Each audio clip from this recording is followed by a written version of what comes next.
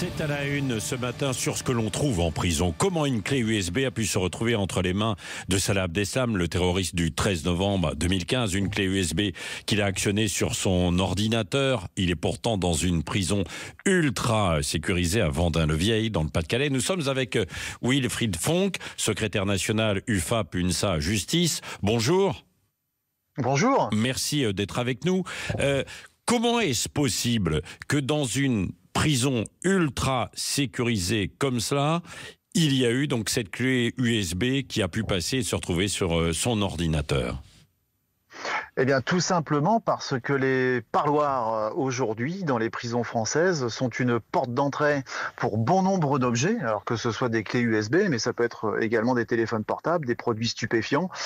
Plein d'objets que les détenus font rentrer à l'intérieur des établissements et malheureusement, depuis 2009, les personnels pénitentiaires n'ont plus le droit de fouiller de manière systématique les détenus de façon intégrale, c'est-à-dire de les mettre nus à l'issue de ces parloirs. Donc forcément, derrière, voilà, vous avez une brèche et cette brèche est encore plus grande puisque effectivement, on enlève des outils aux personnels pénitentiaires pour pouvoir effectuer leur travail. Alors, on pourrait le comprendre pour des détenus communs, si je puis dire, mais là, ce n'est pas n'importe qui, c'est quand même Salah Abdeslam, condamné à la perpétuité incompressible, incarcéré donc dans cette prison haute sécurité pour les attentats terroristes, quoi.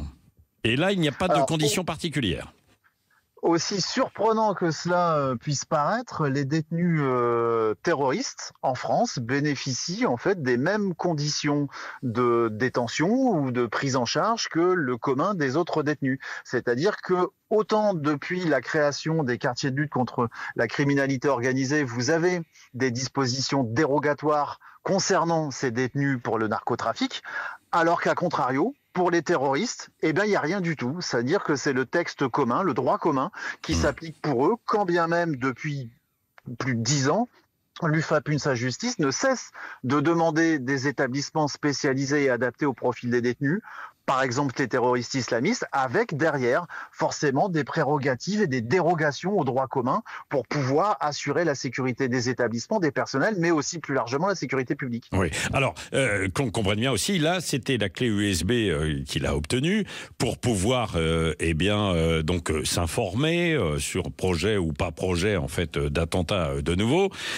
sur un ordinateur, parce qu'il bénéficie d'un ordinateur qui n'est pas relié en revanche à des réseaux 3G, 4G, etc. ou évidemment de la Wi-Fi.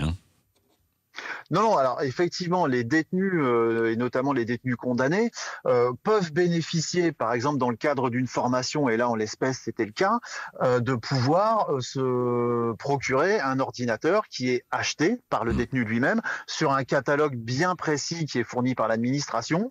Derrière, les informaticiens de l'administration pénitentiaire font en sorte que les ports USB, c'est-à-dire là où on va venir, par exemple, mettre une clé ou un téléphone portable si jamais il venait à rentrer, ne puissent pas être utilisés.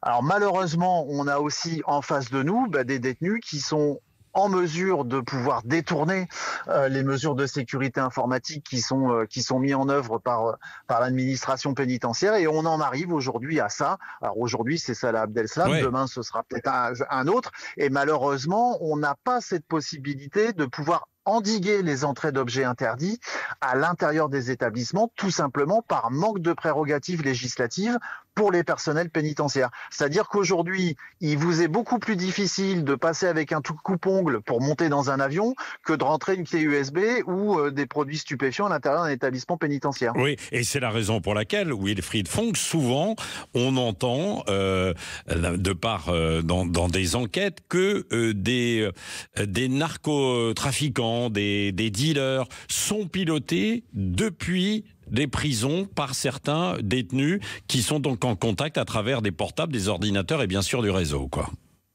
Voilà, tout simplement parce que vous avez cette fameuse porte d'entrée avec les parloirs sans dispositif de séparation. Vous avez aussi tous les phénomènes de projection au-dessus des murs. Et puis aujourd'hui, avec l'évolution technologique, les livraisons par drone quasiment directement à la fenêtre de la cellule. Oui, mais pour revenir quand même à la possibilité d'émettre, j'avais cru comprendre qu'il y avait des brouilleurs pour les réseaux dans les prisons. Est-ce que c'est toujours opérationnel ou pas ? Alors, les brouilleurs sont opérationnels lorsque les mises à jour s'effectuent de manière régulière, parce que la technologie évoluant très rapidement. Forcément, si les logiciels de ce type de technologie ne sont pas mis à jour derrière, ben, ça sert à rien ou à pas grand-chose. Et puis malheureusement, c'est aussi un coût budgétaire que le ministère de la Justice ne peut pas supporter pour l'ensemble des établissements. Et aujourd'hui, grosso modo, vous vous retrouvez en France sur 60 établissements qui doivent être équipés d'un système anti-drone. Ouais. Est-ce qu'il y a beaucoup de contrôle sur ce que détiennent les détenus en termes justement d'outils informatiques? Est-ce que vous faites régulièrement des contrôles où on vous dit bah écoutez, fermez les yeux, ce n'est pas ce qui est le plus grave?